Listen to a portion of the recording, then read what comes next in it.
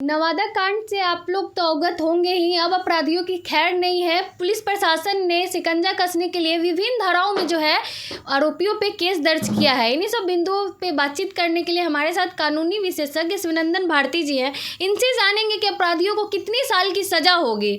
Sir, Nawada कांड पे कितने साल की सजा होगी? देखिए, जो सज़ा का प्रावधान जो इस अब भारतीय न्याय संहिता जो है, वो जो नया कानून बना है उसके अंतर्गत इसमें एफआईआर दर्ज की गई है। किन किन धाराओं पे? और उस पर भी बताएंगे। 3 अलग अलग जो विषय हैं उनके मुताबिक इन पर धारा लगा है। जैसे भारतीय न्याय संहिता के अंतर्गत लगा है, आर्म्स एक्ट भी लगा है, साथ में SC/ST एक्ट जो है उसके अंतर्गत भी इन लोगों पर मुकदमा दर्ज किया गया है। अब एक चीज़ जो है इसमें देखने की बात है कि जो भारतीय न्याय संहिता का जो एप्लीकेशन है वो सभी व्यक्तियों पर है। उसमें जो आग लगाने का जो प्रावधान है उसके अंतर्गत इसमें 326 धारा, हालांकि अन्य बहुत सारे धारा हैं जैसे 191 का 3, 326, 303, 303 चोरी का है, 326 आगजनी, 326 का जी लगा है। उसमें 10 साल तक का सज़ा का प्रावधान है। तो ऐसे परिस्थिति में जो धारा लगा है, जो मैक्सिमम पनिशमेंट का जहाँ तक बात है, उसके अंतर्गत आप देखेंगे तो 10 साल तक का सज़ा का प्रावधान वाले धाराओं का इसमें यूज किया गया है। ये तो हो गया कानूनी रूप से, लेकिन किसी भी व्यक्ति को केवल धारा लगा देने से कोई फ़र्क नहीं पड़ता। 302 में आजीवन कारावास का सज़ा है, उसमें भी बेल होता है। तो अब पुलिस को की तत्परता दिखनी होगी कि वो साक्ष्य को किस तरीके से लाते हैं, किस तरीके से अनुसंधान वैज्ञानिक तरीके से करते हैं कि नहीं। वैज्ञानिक तरीके से मतलब कि देखिए, जब कभी भी देखते होंगे कि बड़े बड़े मुकदमा में एफआईआर तो दर्ज हो जाती है, लोगों को शांत करने के लिए त्वरित में किसी को गिरफ्तार भी कर लिया जाता है और बाद में बहुत ही आसानी से वो व्यक्ति निकल जाता है। तो पुलिस का जो इसमें अनुसंधान का जो तरीका है वो वैज्ञानिक तरीके से होना चाहिए, क्योंकि अब जो नए कानून में जो प्रावधान है, पहले इलेक्ट्रॉनिक साक्ष्य के महत्व नहीं थे, अब इलेक्ट्रॉनिक साक्ष्य का भी महत्व हो गया। मतलब कि अब यदि कोई वीडियो रिकॉर्डिंग है, CCTV कैमरा है, इस सब चीज़ों का भी अब महत्व होने लगा है। तो ओवरऑल जो आप कहेंगे इसमें कि अधिक से अधिक सज़ा का जो प्रावधान है वो 10 वर्ष का है इस केस में जो लगा है। अब चूँकि बहुत सारे लोगों को इसमें नामजद किया गया है, तो इसमें जो देखिए, दोषी बचना नहीं चाहिए, निर्दोष फंसना नहीं चाहिए। न्यायालय का व्यू यही होता है। तो जब बहुत सारे लोगों का नाम आ जाता है तो उसमें ये पता चल जाता है कि ग्रामीण राजनीति के वजह से कहीं कि निर्दोष को तो नहीं फंसा दिया गया, विलेज पॉलिटिक्स इधर उधर, तो ऐसे लोगों को बचाने का भी प्रयास होता है। और जब एक आदमी निकल जाता है जो निर्दोष होता है, यदि जज साहब को बहस के दौरान पता चल गया कि 5-10 आदमी ऐसे हैं जिनके खिलाफ कोई साक्ष्य नहीं है, केवल ग्रामीण राजनीति के वजह से किसी को फंसाया गया है या कहीं दूर दूर तक इसका कोई सबूत इसके खिलाफ नहीं पुलिस इकट्ठा कर पाई है, तो ऐसे परिस्थिति में जब 1-2 व्यक्ति को बेल मिल जाता है तो धड़ाधड़ फिर सभी को बेल मिलने लगती है। तो इसका भी ख्याल रखना होगा अनुसंधानकर्ता को कि वो क्या करते हैं। लेकिन अभी तक का जितना मटेरियल है उससे मुझे लगता है कि यदि इन लोगों का सही मंसूबा नहीं रहा और केवल कोरम पूरा करेंगे तब कुछ किसी का कुछ नहीं बिगड़ेगा। गिरफ्तार आप करके जेल भेज दिए, 4 महीना 3 महीना 6 महीना तक में सभी लोग जेल से बाहर आ जाएंगे।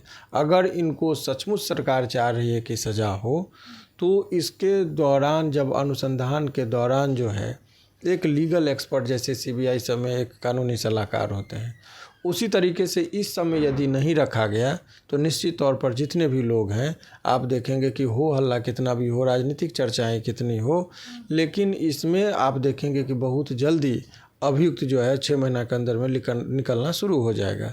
तो ऐसे में सरकार और अनुसंधान, सरकार का बार बार मैं इसलिए जिक्र कर रहा हूँ कि सरकार के अधीन ही प्रशासन होती है और प्रशासन का काम है, खास करके अनुसंधानकर्ता का की दायित्व बहुत ज़्यादा बढ़ जाती है कि बहुत सावधानी पूर्वक अनुसंधान करे ताकि दोषी बचे नहीं। और इस तरीके का जो जघन्य अपराध हुआ है, किसी का घर को जला देना, ये सामाजिक तौर पर जितनी इसकी निंदा की जा रही है वो वो बहुत ही अशोभनीय है प्रशासन के लिए भी और वहाँ के शासक के लिए भी। फायरिंग भी की गई थी सर। वो सारे चीज़ का जिक्र है जो आरोप प्रत्यारोप लगे हैं, लेकिन जो कुछ बातें यहाँ तक भी आ रही कि इसमें कुछ लोग निर्दोष हैं। तो निर्दोष लोगों को यदि फंसा दिया गया है तो उन लोगों को बिल देखिएगा बहुत जल्दी मिल जाएगा। इसमें कितने लोगों पे एफआईआर की गई है?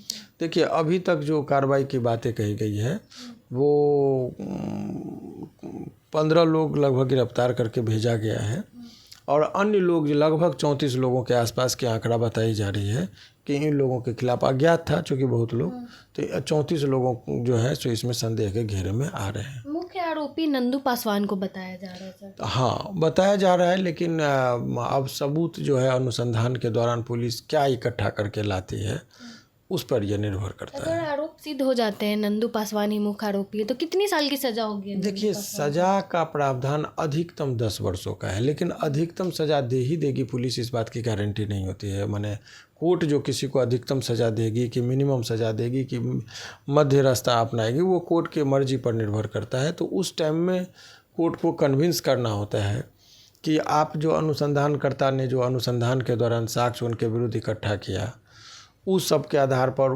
जो सरकार के वकील होते हैं जिसको पीपी कहते हैं वो बात को अपना रखते हैं। फिर कोर्ट को यदि कन्विंस कर देते हैं तो जो उनको लगता है कि जघन्य अपराध किया है तो मैक्सिमम पनिशमेंट भी वो दे सकते हैं, नहीं तो कम से कम सज़ा दे के भी उनको छोड़ दिया जाता है। बेल मिल जाएगी सर आसानी से? बेल अलग चीज़ है, सज़ा अलग है। बेल में मिल ही जाएगा इस बात की नहीं कहेंगे, लेकिन अधिकतर लोगों को देखिएगा इसमें बहुत लोगों को तो सेशन से ही बेल मिल जाएगा। जो एफआईआर का जो लैंग्वेज को मैंने जो पढ़ा है उसकी जो टेक्निकलिटीज़ को समझा है उसके मुताबिक बहुत आसानी से बहुत लोगों को बेल इसमें मिल जाएगी। वहाँ के लोगों का प्रशासन पे भी आरोप था कि उन्होंने 10 दिन पहले वहाँ पे बात की थी। देखिए ये तो पॉलिटिकल बयान हो जाएगा, मैं किसी पर किस का क्या प्रशासन पे भी कुछ एक्शन लिया जा सकता है अगर वहाँ के लोग? नहीं, प्रशासन पर आरोप प्रत्यारोप तो उसके लिए विभागीय कार्रवाई है उसका पर, लेकिन देखिए माइक पर आके आरोप लगा देना और विधिवत आरोप लगाना दो अलग अलग चीज़ें हैं। आप मीडिया में आके खूब चिल्लाइए कि मेरे साथ अन्याय हुआ, प्रशासन ने ये किया वो किया, तो इसका कोई एविडेंट्री माने इसका कोई कोर्ट में उसके खिलाफ कोई कार्रवाई नहीं होगा। और कोई आदमी कुछ कहीं मीडिया में नहीं चिल्ला रहा है, चुपचाप जाके मानवाधिकार में उसके साथ यदि हुआ एक आवेदन दे दिया, पटना हाई कोर्ट में आके क्रिमिनल रिट फाइल कर दिया, तो बिना खामोशी के बहुत बड़ा डिसीजन उसके खिलाफ हो जाएगा। तो आज के डेट में लोगों को केवल मीडिया में आके बोल देते हैं, मीडिया के सामने आके बहुत बड़ा आरोप लगाएंगे, लेकिन विधिवत जब आरोप कहिएगा लगाने के लिए, विधिवत का मतलब कि जो प्रोसेस है उसको फॉलो करके आरोप लगाइए तो कोई नहीं आगे आता है, या तो जानकारी के अभाव में, अज्ञानतावश, या फिर डर के मारे इत्यादि वजह से लोग जो विधिवत आरोप होना चाहिए वो नहीं लगा पाते हैं, जिस वजह से अपराधी टाइप तबके के जो लोग होते हैं उनका मनोबल बढ़ता है, क्योंकि इन लोगों का बेल कोर्ट कचहरी से बहुत आसानी से मिल जाता है। चलिए बहुत बहुत धन्यवाद सर। हमारे साथ कानूनी विशेषज्ञ और पटना हाईकोर्ट के जाने माने वकील शिवनंदन भारती जी थे। नवादा कांड को लेकर हमने तमाम बिंदुओं पर इनसे बातचीत की। बाकी आपको हमारी बातचीत कैसी लगी अपनी राय कमेंट बॉक्स में ज़रूर दें। धन्यवाद।